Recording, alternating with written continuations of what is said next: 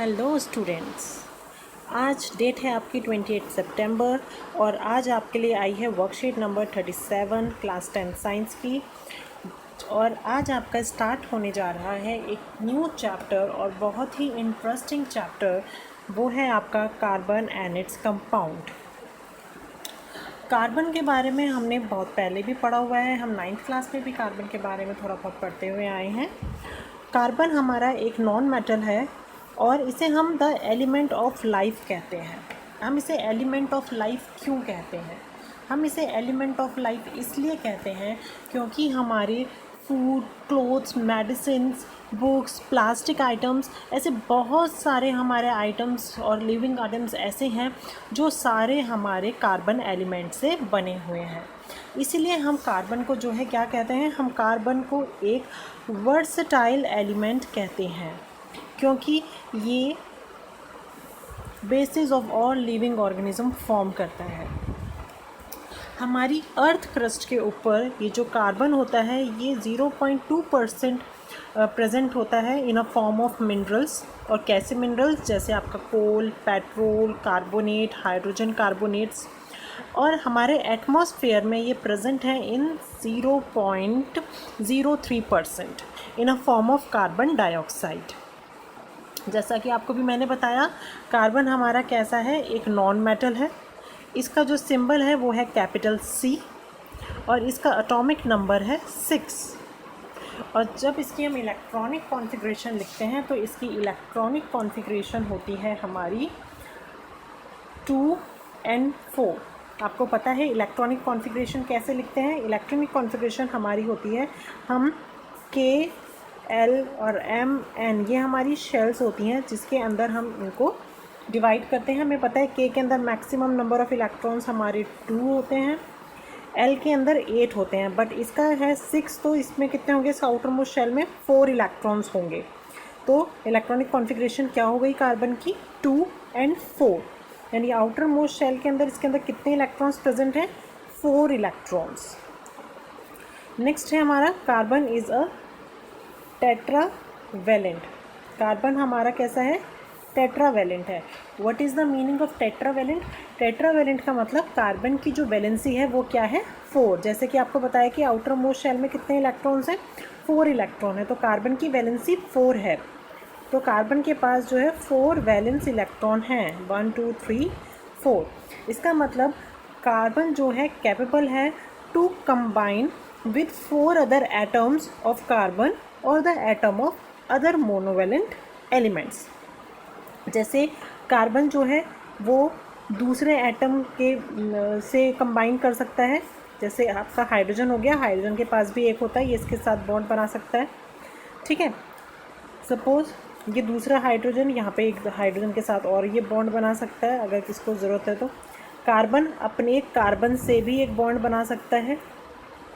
ठीक है, ये दूसरा कार्बन है जिसके पास 4 वैलेंसी है, ये इसके साथ भी बॉन्ड बना सकता है। और यहाँ पे भी जो है ये किसी और से बॉन्ड बना सकता है। ठीक है, जैसे सपोज़ करो यहाँ पे हम क्या रख देती हूँ मैं, यहाँ मैंने ऑक्सीजन रख दिया।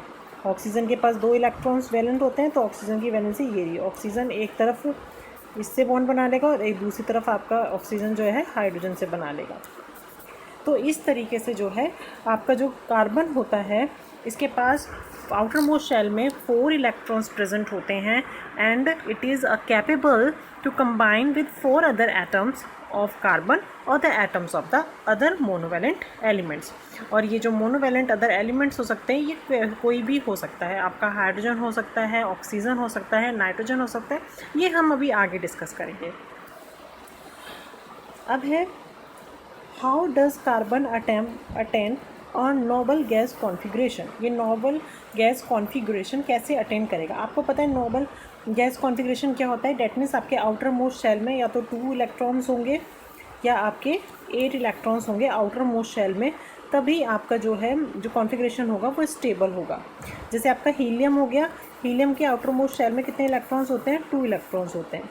आपका नियॉन हो गया, नियॉन में आउटर मोस्ट शेल में कितने इलेक्ट्रॉन्स होते हैं? इसकी कॉन्फ़िगरेशन होती है 2 and 8, तो इसके जो है आउटर मोस्ट शेल इलेक्ट्रॉन में कितने होते हैं? 8। तो ये हमारी नोबल गैसेस है। हीलियम और नियॉन क्या है, हमारी नोबल गैसेज हैं। तो कार्बन जो है ये नोबल कॉन्फ़िगरेशन कैसे अटेंड करेगा, क्योंकि इसकी आउटर मोस्ट शेल में कितने इलेक्ट्रॉन है, आउटर मोस्ट शेल में इसके तो 4 इलेक्ट्रॉन है।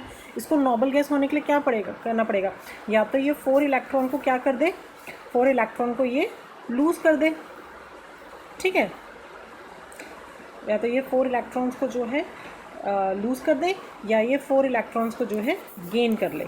इसके पास दो ही ऑप्शन है, या तो यहाँ से 4 को ये अपने से लूज़ कर देगा, या ये अपने 4 को ये गेन कर लेगा। बट इसके लिए ऐसा भी पॉसिबल नहीं है, ठीक है। ऐसा पॉसिबल इसके लिए क्यों नहीं है, क्योंकि ये लूज़ भी नहीं कर पाएगा, क्योंकि अगर ये लूज़ कर देगा 4 इलेक्ट्रॉन्स को, ठीक है, तो इसके इनर शेल में जो है कितने इलेक्ट्रॉन रह जाएंगे, 2 इलेक्ट्रॉन्स रह जाएंगे। बट इन 4 इलेक्ट्रॉन्स को निकालने के लिए इसको इतनी एनर्जी की ज़रूरत पड़ेगी जो उसके लिए बहुत ही मुश्किल है, ठीक है, क्योंकि इतनी एनर्जी रिक्वायरमेंट वो पूरी नहीं कर पाएगा कि वो 4 इलेक्ट्रॉन्स को रिमूव कर दे। और अगर गेन करने वाली बात आती है तो इसको 4 इलेक्ट्रॉन गेन करने पड़ेंगे, गेन भी नहीं कर पाएगा, क्योंकि अगर गेन करेगा तो वो नियरेस्ट नियॉन वाली कॉन्फ़िगरेशन ले लेगा। लेकिन नियरेस्ट नियॉन वाली कॉन्फ़िगरेशन क्यों नहीं ले सकता, क्योंकि अगर उसके पास 8 इलेक्ट्रॉन हो जाएंगे, अगर वो 4 ले लेगा तो उसकी 2 और 8 हो जाएगी, है ना। अगर उसके पास 10 इलेक्ट्रॉन्स हो जाएंगे, टोटल हो जाएंगे, तो वो उसके न्यूक्लियस उन 10 इलेक्ट्रॉन्स को होल्ड नहीं कर पाएगा। तो ये दो रीज़न है कि कार्बन जो है ना तो अपने ये 4 इलेक्ट्रॉन लूज़ कर सकता, ना ही वो 4 इलेक्ट्रॉन्स गेन कर सकता। तो अब क्या है, यानी ये लूज़ भी नहीं कर सकता, गेन भी नहीं कर सकता, तो फिर ये किस तरीके से दूसरे एलिमेंट्स के एटम के साथ बॉन्ड करेगा, ये बॉन्ड करेगा फिर शेयरिंग से, ठीक है। शेयरिंग से इसके ऊपर पूरा बर्डन भी नहीं आएगा, और शेयरिंग करने के लिए इसको अपने में से निकालने भी नहीं पड़ेंगे। इसीलिए जो कार्बन होता है वो आयनिक बॉन्ड फॉर्म नहीं करता। वो कैसा बॉन्ड फॉर्म करता है, वो फॉर्म करता है आपका कोवलेंट बॉन्ड। कैसा बॉन्ड फॉर्म करता है, कोवलेंट बॉन्ड, ठीक है। ये कोवलेंट बॉन्ड कैसा बॉन्ड होता है, the bond formed by the sharing of electrons between the same of the different atom is called the covalent bond, ठीक है। हम यहाँ पे जो है पढ़ लेते हैं कि हाउ डज कार्बन अटेन और नोबल गैस कॉन्फ़िगरेशन, इसको हम रीड कर लेते हैं यहाँ से। It does not form ionic bond by either losing 4 electron और बाय गेनिंग 4 इलेक्ट्रॉन्स। क्यों नहीं कर सकता, ये रीज़न मैंने अभी आपको बताया, that it would require a large amount of energy to remove 4 electrons and it is difficult for the nucleus of the carbon with 6 protons to hold on 4 extra electrons. That means ना तो वो 4 loose कर सकता है, क्योंकि उसको loose करने के लिए एक लार्ज अमाउंट ऑफ एनर्जी की ज़रूरत होगी, और ना ही वो 4 गेन कर सकता है, क्योंकि टोटल गेन करने से उसके पास टोटल 10 इलेक्ट्रॉन्स हो जाएंगे, और it is difficult for the nucleus to hold that large amount of electrons. तो इस प्रॉब्लम से कार्बन जो है कैसे ओवरकम हुआ, carbon overcome this problem by sharing it valence electron with other atoms of the carbon और with the other atoms. जो आपको बताया कि कार्बन जो है दूसरे एटम्स के साथ क्या कर सकता है, अपने वैलेंस इलेक्ट्रॉन्स को शेयर कर सकता है। ना वो दे रहा है ना वो ले रहा है, वो शेयर कर रहा है कि मेरे पास भी हो तुम्हारे पास भी होंगे। The atoms of the other elements like, कैसे कैसे हो सकता है, आपका हाइड्रोजन हो सकता है, ऑक्सीजन हो सकता है, nitrogen, sulphur and the chlorine are also form bond by sharing of electrons, ठीक है। अब वो आपको बता दिया शेयरिंग ऑफ इलेक्ट्रॉन कैसा बॉन्ड बनता है, हमारा कोवलेंट बॉन्ड बनता है। शेयरिंग से जो बॉन्ड बनता है वो कैसा है, कोवलेंट बॉन्ड है। अब ये कोवलेंट बॉन्ड कैसा बॉन्ड होता है, covalently bonded molecules are seen to have strong bond within the molecule. Within the molecule तो ये एक स्ट्रॉन्ग बॉन्ड होता है, बट जो इंटरमॉलिक्यूलर फोर्स होती है वो कैसी होती है, वो स्मॉल होती है, वो स्ट्रॉन्ग नहीं होती। अच्छा, आप इस पॉइंट को कंपेयर कर सकते हो with the ionic bond. Ionic bond के अंदर जो इंटरमॉलिक्यूलर फोर्स होती है वो बहुत लार्ज होती है और स्ट्रॉन्ग होती है, बट कोवलेंट बॉन्ड के अंदर जो इंटरमॉलिक्यूलर फोर्स है वो क्या है, वीक है as compare to ionic bond. Second है आपका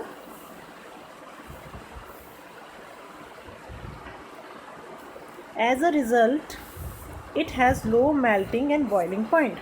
क्योंकि इसकी इंटरमॉलिक्यूलर फोर्स जो है वो कैसी है, स्मॉल है। सिर्फ इसी वजह से इसका मेल्टिंग और बॉइलिंग पॉइंट क्या है, लो है। यानी इनके बॉन्ड को तोड़ने के लिए ज़्यादा हीट की ज़रूरत नहीं पड़ती। ठीक है, नेक्स्ट पॉइंट है the electrons are shared and no charge particles are form. इसके अंदर चार्ज पार्टिकल्स फॉर्म नहीं होते, क्योंकि यहाँ पे क्या हो रहा है, इलेक्ट्रॉन शेयर हो रहे हैं, यहाँ पे लूज और गेन नहीं हो रहा, यहाँ पे नेगेटिव और पॉजिटिव आयंस फॉर्म नहीं हो रहे। ठीक है, तो यहाँ पे हमारे no charge particles are formed, but ionic bond के अंदर क्या होता था, चार्ज्ड पार्टिकल्स आर फॉर्म्ड। फिर है हमारा covalent compounds are poor conductor of electricity. ये पुअर कंडक्टर ऑफ इलेक्ट्रिसिटी होते हैं जो कोवलेंट कंपाउंड होते हैं, बट हमने आयनिक के अंदर क्या पढ़ा था, they are good conductor of electricity. ठीक है, तो ये जो आपके 3 पॉइंट्स हैं 1 2 3 इवन ये 4 भी, ठीक है, ये आपके क्या हैं, ये आपके कोवलेंट बॉन्ड की प्रॉपर्टीज़ भी हैं, ये फिज़िकल प्रॉपर्टीज़ हैं कोवलेंट बॉन्ड की, और ये आपका कोवलेंट बॉन्ड का डिफरेंस भी है विद द आयनिक बॉन्ड। ठीक है, चलिए अब आगे बढ़ते हैं। यहाँ पे हम देखते हैं कोवलेंट बॉन्ड कैसे बन रहा है। आपके हाइड्रोजन हाइड्रोजन के बॉन्ड में कैसे बॉन्ड दिखा है, आपको पता है हाइड्रोजन, अब जब हम हाइड्रोजन का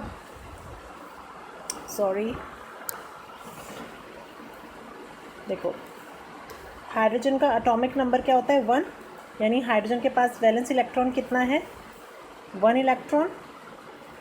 ठीक है 1, और एक क्रॉस करके दिखा देती हूँ, हाइड्रोजन के पास 1 इलेक्ट्रॉन है, दूसरा हाइड्रोजन मॉलिक्यूल है उसके पास भी क्या है 1 इलेक्ट्रॉन। ये दोनों क्या करेंगे, एक दूसरे के साथ क्या कर लेंगे, ये शेयरिंग कर लेंगे, ये बॉन्ड क्या हो जाएगा, शेयरिंग इन दोनों के बीच में। ठीक है, तो आपका हाइड्रोजन और हाइड्रोजन का बॉन्ड बन जाएगा, सिंगल बॉन्ड शेयरिंग हो जाती है हाइड्रोजन एंड हाइड्रोजन के बीच में।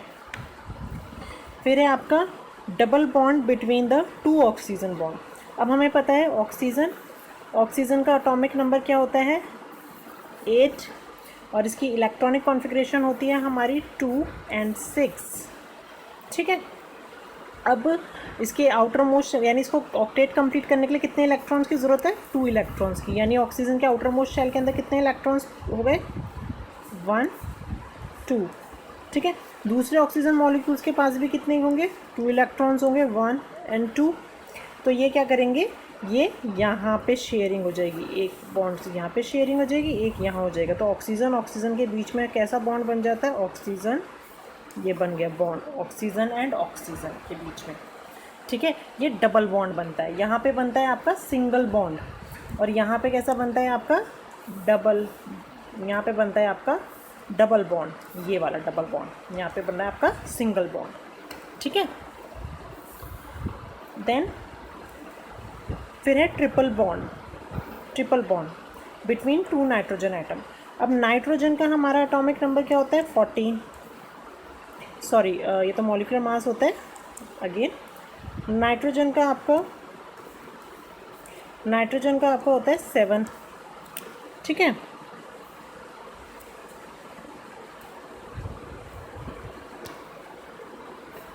नाइट्रोजन का एटॉमिक नंबर होता है 7, इलेक्ट्रॉनिक कॉन्फ़िगरेशन होती है 2 and 5।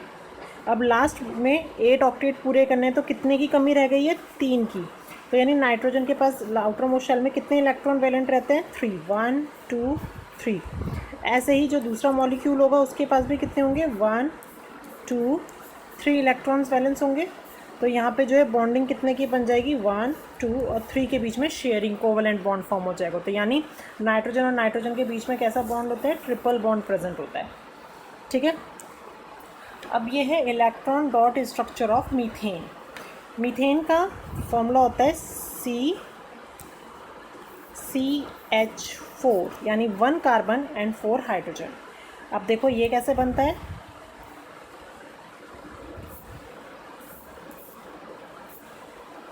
यहाँ आपको बना के दिखाती हूँ मैं। आपका है कार्बन, ठीक है, कार्बन के पास जो है 4 वैलेंसी होती है 1 2 3 4। कार्बन जो है 4 हाइड्रोजन के साथ बॉन्डिंग करता है, एक हाइड्रोजन के पास एक वैलेंसी, ये वाला एक हाइड्रोजन इसके पास भी एक वैलेंसी, ये वाला हाइड्रोजन इसके पास भी एक वैलेंसी, ये वाला हाइड्रोजन इसके पास भी एक वैलेंसी। तो ये क्या करेगा, एक बॉन्डिंग यहाँ बन जाएगी, एक बॉन्डिंग यहाँ बन जाएगी, एक बॉन्डिंग यहाँ बन जाएगी और एक बॉन्डिंग यहाँ बन जाएगी। तो यानी आपका जो है मीथेन स्ट्रक्चर क्या हो गया, एक C के साथ यहाँ H, यहाँ H, यहाँ H और ये भी H। यानी ये क्या बन गया आपका CH4, ये बन गया आपका मीथेन, जो आपका वहाँ पे स्ट्रक्चर बना के दिखा रखा है। ठीक है, चलिए वापस आते हैं अपनी वर्कशीट के ऊपर। अब ये आपका मैंने सारा आपको एक्सप्लेन कर दिया है। Now let's practise now questions. Why carbon is tetravalent, carbon tetravalent क्यों होते हैं, because carbon has a 4 valence electron in its outermost shell. ठीक है, उसकी आउटर मोस्ट शेल के अंदर 4 वैलेंस इलेक्ट्रॉन होते हैं and carbon is capable of combining with 4 other atoms of carbon और other atoms of other monovalent elements. ठीक है, ये इसका आंसर हो जाएगा। फिर है carbon forms covalent bond, justify this statement. ठीक है, आप इसको भी जस्टिफाई कर सकते हैं स्टेटमेंट को, आपके वर्कशीट के अंदर ही आपको आंसर मिल जाएगा। यहाँ पे आ जाएगा, आप ये देखिए कार्बन के लिए आ जाएगा, it does not form ionic bond by आदर लूजिंग और द गेनिंग ऑफ इलेक्ट्रॉन्स। ठीक है, दोनों का रीज़न आ जाएगा, बिकॉज गेन लूज़ करता है तो लार्ज अमाउंट ऑफ एनर्जी चाहिए और गेन करता है तो न्यूक्लियस नहीं कर पाएगा, इसीलिए टू ओवरकम दिस प्रॉब्लम तो वो कैसे फॉर्म करता है, वो शेयरिंग से फॉर्म करता है बॉन्ड्स। ठीक है, और जो शेयरिंग से बॉन्ड फॉर्म होते हैं that are known as covalent bond. तो आपका इन लाइंस में से वो आंसर आ जाएगा। फिर है right any 3 physical properties of covalent bond. Covalent bond की, कोवलेंट कंपाउंड्स की 3 प्रॉपर्टी क्या है। पहली तो आपका आ जाएगा स्मॉल इंटरमॉलिक्यूलर फोर्स, यहाँ लिख देती हूँ मैं,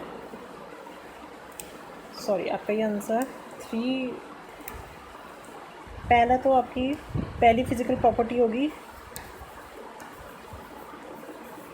स्मॉल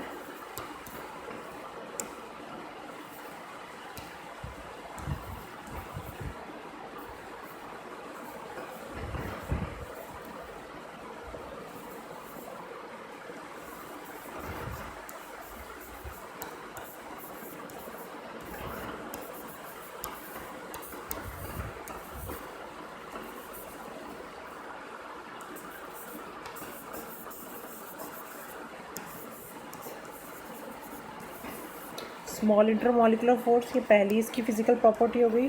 दूसरी है इसकी low melting point and boiling point. Third है इसकी बैड कंडक्टर ऑफ, या हम पुअर कंडक्टर ऑफ इलेक्ट्रिसिटी।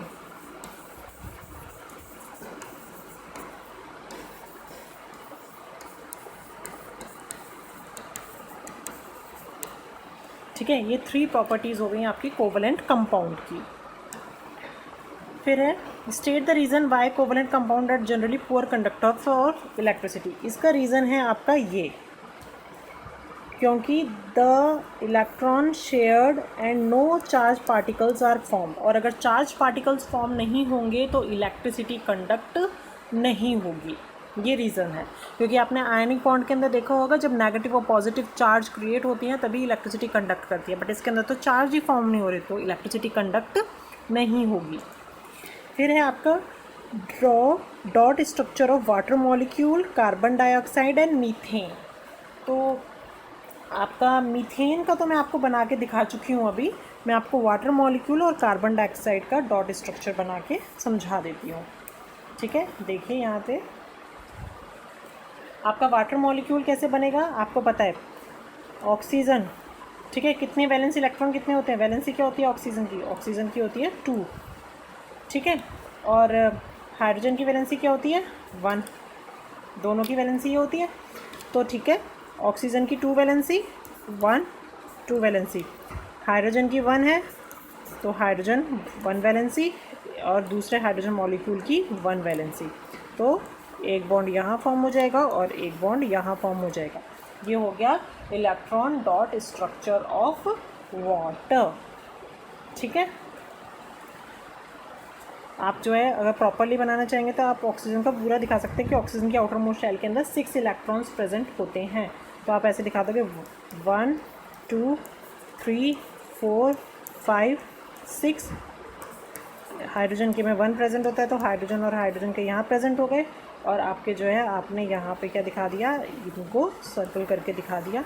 तो यानी आपका हाइड्रोजन और ऑक्सीजन के बीच में इस तरीके का स्ट्रक्चर बन जाता है। ठीक है, ये हो गया आपका वाटर मॉलिक्यूल का फॉर्मूला। क्या होता है H2O, ये होता है हमारा वाटर। ठीक है, तो आपका ये बन जाएगा H2O मॉलिक्यूल। दूसरा आपका है कार्बन डाइऑक्साइड। ठीक है, कार्बन डाइऑक्साइड कैसे बनेगा? कार्बन डाइऑक्साइड क्या होता है हमारा CO2, यानी 2 ऑक्सीजन मॉलिक्यूल्स होते हैं कार्बन के साथ। यानी हमारा कार्बन क्या है 1, और कार्बन की कितनी वैलेंसीज हैं आपकी 4 वैलेंसीज होती हैं। और ऑक्सीजन कितने 2 मॉलिक्यूल, एक ऑक्सीजन को यहाँ लिख देंगे और एक ऑक्सीजन को यहाँ लिख देंगे। ठीक है, तो कार्बन की 4 होती हैं 1 2 3 4, और एक ऑक्सीजन की आउटर मोस्ट कितने होते हैं 6 होते हैं 1 2 3 4। सॉरी, दोबारा बना देती हूँ मैं लाइन।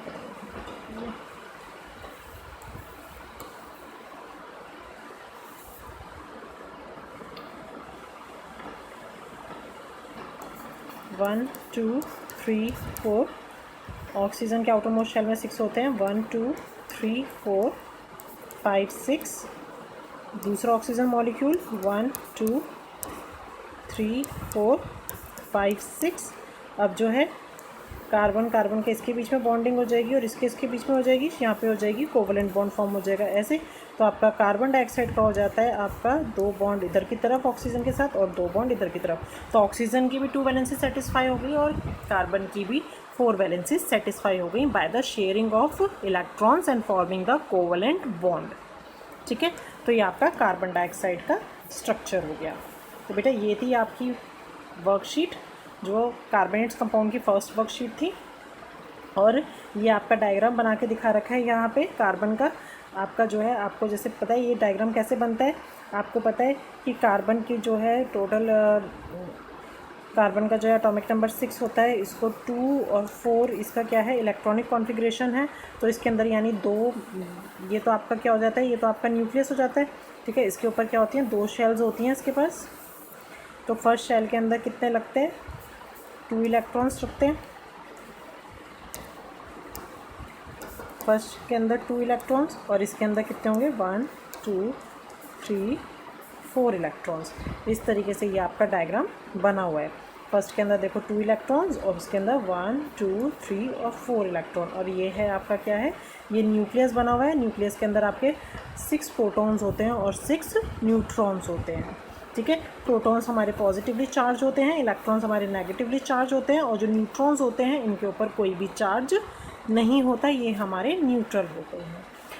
ठीक है, तो आज के लिए इस चैप्टर में इतना ही, बाकी हम नेक्स्ट वर्कशीट के अंदर पढ़ेंगे।